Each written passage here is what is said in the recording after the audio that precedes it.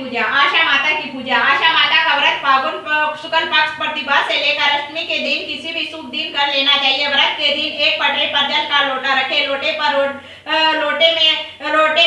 रोली से सतिया बनावे और चावल चढ़ावे। 7 दाने गेहूं के हाथ में लेकर आशा माता की कहानी सुने। फिर सीरा पूड़ी तथा रुपये का बायना निकाल कर अपनी सासू जी के पैर छूकर दे देवे। इसके बाद वह भोजन करे। यदि किसी के लड़का हुआ हो, लड़के का विवाह हुआ हो तो आशा माता की पूजा का उत्सव बनावे। 7 जगह 4 पूरी सीरा रखकर उसके ऊपर एक साड़ी बिलौत तथा रुपया रखकर और उसके चारों ओर हाथ मिलाकर उसे अपनी सासू जी के पांव छूकर दे देने चाहिए तथा कथा सुने। कथा। आशा माता की कथा। एक आसमिया बावलिया नामक आदमी था। वह जुआ खेलने का बहुत शौकीन था। जुए में वह चाहे हारे या जीते वह ब्राह्मण को भोजन अवश्य कराता था। एक दिन उसकी भाभी ने उससे कहा कि तुम तो जुए में हारो या जीतो ब्राह्मणों को भोजन अवश्य कराते हो, भला ऐसा भी काम चलेगा?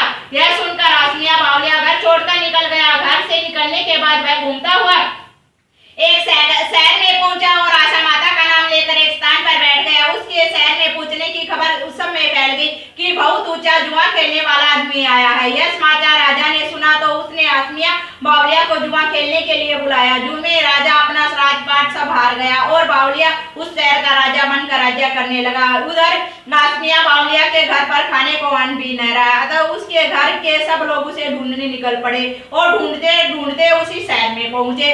राजा को देखकर उसकी मां की आंखों में आंसू आ गए। वह कहने लगी कि बावलिया नाम का मेरा भी एक लड़का था जो जुआ खेलता था, इस पर जाने अब कहाँ होगा। इतना सुनते ही राजा बोला कि माता मैं ही तुम्हारा लड़का हूँ, माँ तुम्हारी करनी तुम्हारे साथ, मेरी करनी मेरे साथ। तब उसकी माँ ने उससे कहा कि तुम अब मेरे साथ घर चलो, मैं आशा माता का उज्जमन करूंगी। तब सब लोगों ने अपने घर जाकर आशा माता का उज्जमन किया और आसमिया बावलिया सुख से राज्य करने लगा। हे आस माता, जैसे तुमने आसमिया बावलिया को राजपाट दिया वैसे ही सबको देना। कहते सुनते पुकारा भरते सबको देना।